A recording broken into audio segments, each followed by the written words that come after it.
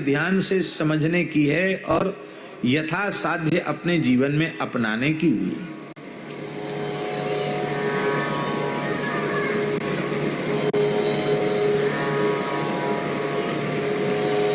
आप लोगों को ऐसा लगेगा, खेत में बीज बोने का भी मुहूर्त होता है, किस मुहूर्त में हल चलावें उसका भी मुहूर्त होता है,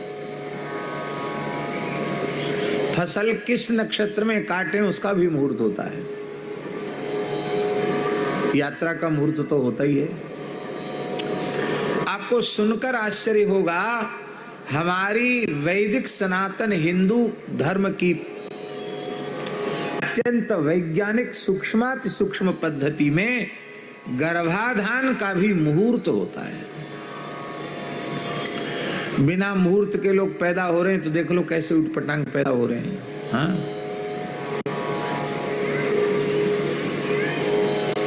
प्रजोत्पत्ति, संतान की उत्पत्ति केवल ये वासना पूर्ति का व्यवहार नहीं था, पितरों के ऋण से मुक्त होने के लिए ऐसा पवित्र सत्पुत्र चाहते थे जो हमारे कुल खानदान को तार दे।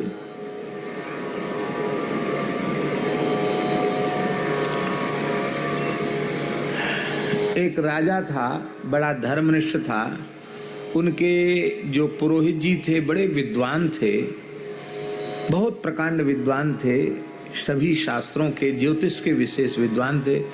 तो राजा को उन पर बड़ा भरोसा था, उनसे बिना पूछे कोई काम नहीं करता है।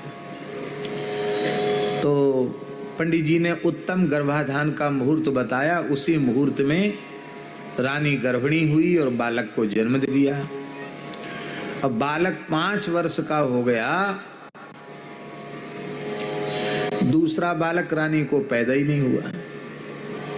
राजा ने रानी का सकाम भाव से स्पर्श ही नहीं किया, क्योंकि संतान उत्पत्ति के अतिरिक्त किसी भाव को लेकर के स्त्री का स्पर्श धर्म शास्त्र में निषिद्ध है। और रानी कहती कि महाराज, एक से क्या काम चलेगा, कम से कम 1-2 तो और होने चाहिए। अब आपका पुत्र 5 वर्ष का हो गया है। तो राजा ने एक दिन कहा कि तुम बार बार आग्रह करती हो संतान के लिए, हमारे पंडित जी मुहूर्त बतावें तब ना हम करें संतान उत्पत्ति।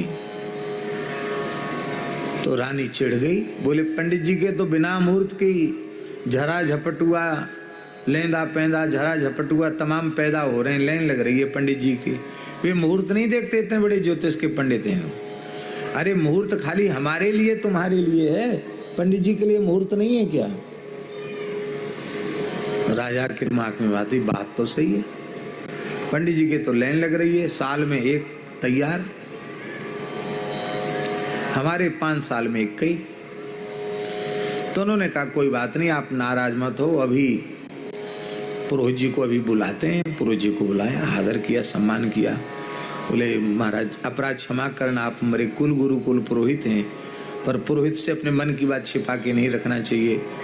रानी जी कह रही हैं कि हमको संतान चाहिए। हमने कहा पंडित जी मुहूर्त बतावें। तो हमने कहा अभी मुहूर्त बतावेंगे तब हम तुम्हारी इच्छा की पूर्ति करेंगे। तो मुहूर्त नहीं आया। बोले नहीं, अभी तुम्हारे द्वितीय पुत्र का जन्म हो इस प्रकार का सुंदर मुहूर्त अभी नहीं आया, सर्वांग सुंदर मुहूर्त, सब प्रकार से सुंदर मुहूर्त नहीं आया। तो पंडित जी राजा ने कहा महाराज, महारानी जी कह रही हैं कि आप तो बिना मुहूर्त देखे लाइन लगा रखी है आपने, तो आपके लिए मुहूर्त नहीं है क्या? तो पंडित जी ने कहा आप बिल्कुल ठीक कह रहे हैं, इनका कहने से हमको दुख नहीं है, हम ब्राह्मण हैं, आप जो कुछ देते हैं उससे हमारी वृत्ति चलती है, विद्यालय हमारा चलता, सब काम बढ़िया से चल रहा है। हमारे सामान्य बालक भी उत्पन्न हो जाए तो क्या करेगा, ब्राह्मण बालक है, पूजा पत्री करेगा, अपना काम चलाएगा। पर तुम राजा हो, इस पूरे प्रदेश से क्षेत्र के राजा हो, तुम्हारे यहाँ कोई ऐसा तैसा आ जाएगा तो वो तो प्रजा के सहित सबका नाश ही करेगा। इसलिए तुम्हारे लिए बहुत योग्य संतान की आवश्यकता है। अभी मुहूर्त वाली संतान और बिना मुहूर्त वाली संतान में अंतर तुम्हें बताते हैं। ठीक है। तो पंडित जी ने कहा कि मंत्री से कहा कि राजकुमार को बुलाया जाए। तो 5 वर्ष का बालक वह आया, बहुत ढंग से तरीके से चलता हुआ आया, कोई चंचलता नहीं। और आकर उसने बड़ी श्रद्धा से पुरोहित जी को साष्टांग प्रणाम किया। फिर दाहिने हाथ से दाहिने चरण का स्पर्श, बाएं हाथ से बाएं चरण का स्पर्श। इसके बाद अपनी जन्मदात्री माता को साष्टांग प्रणाम किया। फिर उनका भी इसी पद्धति से चरण स्पर्श किया। फिर अपने पिता के चरणों में साष्टांग प्रणाम किया, उनका भी चरण स्पर्श इसी पद्धति से किया और सिर झुकाकर खड़ा हो गया। पूज्य पिताजी, आपने मुझे याद किया है, क्या आज्ञा है? तो राजा ने कहा, वत्स क्या कर रहे थे? पिताजी, खेल रहा था।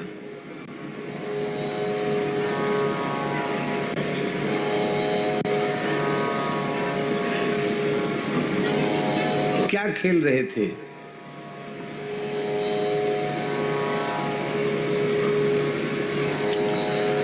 बोले अस्त्र शस्त्रों से खेल रहा था। क्या कहा उस बालक ने? जो अस्त्र शस्त्र रखे उनसे मैं खेल रहा था, इनको कैसे चलाया जाता, कैसे क्या, उस वो ही कर रहा था। तब तक मंत्री जी की सूचना पहुंची, आप बुला रहे हैं, आप आज्ञा करें। जाओ बेटा खेलो, जाओ वत्स खेलो। फिर प्रणाम करके राजकुमार चला गया। अब पंडित जी ने कहा कि हम अपने बाल कन्या बुलावें। तो पंडित जी ने कहा, मंत्री जी जाओ हमारे घर में चले जाओ, हमारे आधा दर्जन बालक हैं। आधा दर्जन समझते हो ना, 6 बालक हैं, उनको सबको बुलाओ। वो आए, सब उछलते कूदते भई आए। कोई पंडित जी की खोपड़ी पे चढ़ गया, कोई कंधे पे चढ़ गया, किसी ने चोटी खींची, किसी ने लांग पीछे से खींच ली। बाबूजी क्यों बुलाया, बाबूजी क्यों बुलाया, बाबूजी क्या खाने को है? चारों ओर से घेर ली। अरे भाई, राज दरबार है, ये राजा हैं, इनको कम से कम कुछ तो आशीर्वाद दो। ही दांत फाड़ दियो।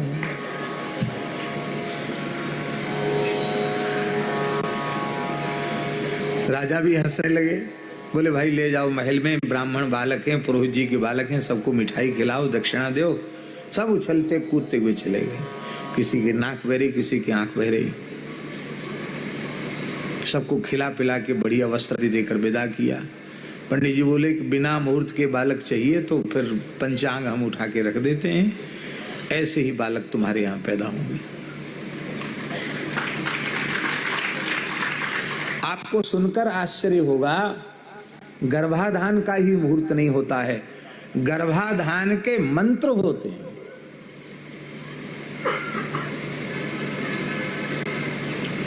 जो हमारे गृह सूत्र आदि श्रुत ग्रंथ हैं, उनमें गर्भाधान के मंत्रों का वर्णन है।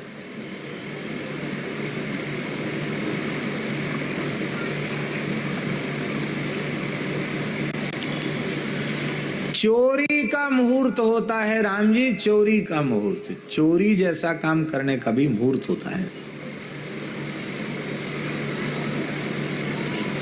वाल्मीकि रामायण में वर्णन है कि जब भगवान श्री राम घायल गृद्धराज जटायु के निकट पहुंचे और राम जी विलाप करने लगे, जटायु जी ने सारी सूचना दी। दक्षिण दिशले गयो गुसाई, बिलपत अति कुर्री की नाई। तब राम जी ने बहुत दुख व्यक्त किया और कहा कि नाथ दशानन यही गति कीन्ही, रावण ने ही मेरी दुर्दशा की है, लेकिन आप दुखी मत होइए। ये जटायु कह रहे हैं वाल्मीकि रामायण में। रावण ने बिंद नाम के निषिद्ध मुहूर्त में जानकी का हरण किया है। इस मुहूर्त में जो चोरी करता है चोर, वो अपने कुल खानदान सहित नष्ट हो जाता है। हमारे देश के पक्षियों में गृद्धों को भी मुहूर्त का ज्ञान होता था। आज बालकों को हिंदी महीना सुना दो तो नहीं सुना पाएंगे कि चैत्र वैशाख ज्येष्ठ आषाढ़ श्रावण भादो कुवार कार्तिक अगहन पूस माघ फाल्गुन नहीं सुना सकते। 12 राशियां पूछो नहीं सुना सकते। 27 नक्षत्र पूछो नहीं सुना सकते। शुक्ल पक्ष कृष्ण पक्ष का अंतर पूछो नहीं बता सकते। संवत पूछो कौन सा संवत चला है नहीं बता सकते। सन बता देंगे, संवत नहीं बता सकते। आज कौन सी तिथि है बड़ों से नहीं पूछ रहे, बच्चों से पूछ रहे हैं, बताओ।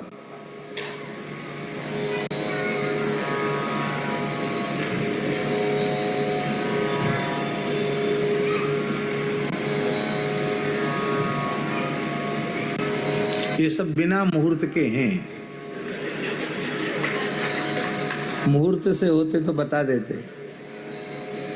पौष शुक्ला तृतीया है ना,